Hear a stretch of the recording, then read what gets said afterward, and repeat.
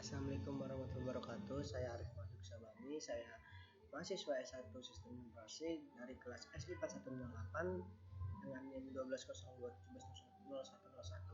Saya di sini ingin membahas paper saya yang dapat membahas. Nah, di sini saya ingin membahas tentang profil kapabilitas untuk integrasi aplikasi perusahaan.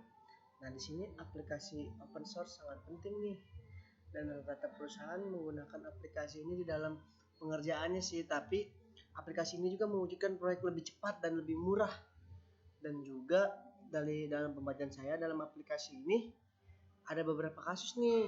Nah, kayak contohnya user aplikasi open source tidak harus ada, terus jadi aplikasi ini dapat berjalan hanya dengan satu fungsi dan nanti terintegrasi dengan sendirinya dan menautkan dengan aplikasi lainnya.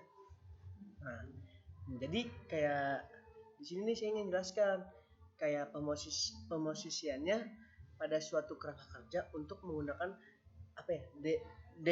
dekomposisi aplikasi open source dalam fungsi tertentu sebagai pandangan konseptual untuk pengintegrasian aplikasi tersebut. Itu maksudnya kayak pengintegrasian aplikasi pada perusahaan gitu.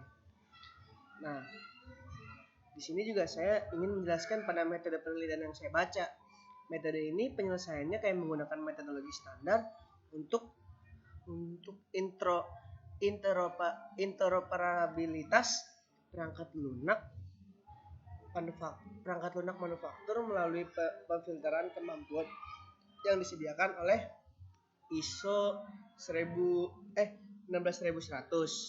Nah, terus yang saya juga membaca semua itu dari ada analisis produk perangkat lunak ini sangat bagus di berbagai segmen, apalagi di sistem informasi. Jadi kayak di berbagai segmen sistem informasi banyak nih perusahaan yang berinvestasi dalam sumber terbuka. Nah, terus tadi kan sempat membahas interoperabilitas.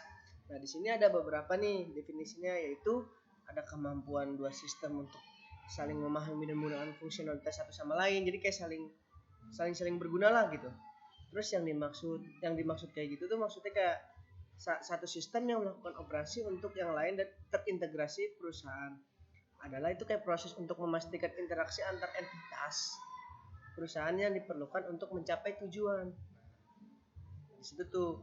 Terus di sini juga saya tuh kayak membaca di situ kayak ada konsep dan aturan model perusahaan. Terdapat beberapa pendekatan, yaitu ada saya di sini pengen bahas pendekatan terintegrasi. Terintegrasi ini merupakan model standar. Nah, yang idealnya dihasilkan dari standarisasi berskala besar. Lalu ada juga nih pendekatan terpadu yang menjabarkan bahwa terdapat template yang menyediakan struktur umum. Terus juga di sini ada juga sistem otomasi industri dan integrasi, yaitu pembuatan perangkat lunak yang menghasilkan kemampuan untuk interoperabilitas. Nah, di sini kan tadi sempat membahas ISO 16100. Nah, dia itu pemosisiannya untuk dekomposisi aplikasi open source dalam fitur khusus berdasarkan seri yang tadi saya sebut ISO 16100. Nah, dia juga mempunyai tujuan mengekspor fitur sebagai antarmuka pemrogram aplikasi untuk digunakan, yaitu dia berguna tuh mendukung integrasi perusahaan. Nah, dalam pendekatan ini apa aja sih yang saya jabarkan tadi? Nah, berarti kayak tadi nih menjanjikan bagi perusahaan berjaringan di mana model dan aplikasi perlu beradaptasi dan mengakomodasi secara dinamis, khususnya di lingkungan perusahaan virtual. Jadi ini sangat baiklah. Nah, paling dari saya bisa menjabarkan seperti itu. Apabila salah, wassalamualaikum warahmatullahi wabarakatuh.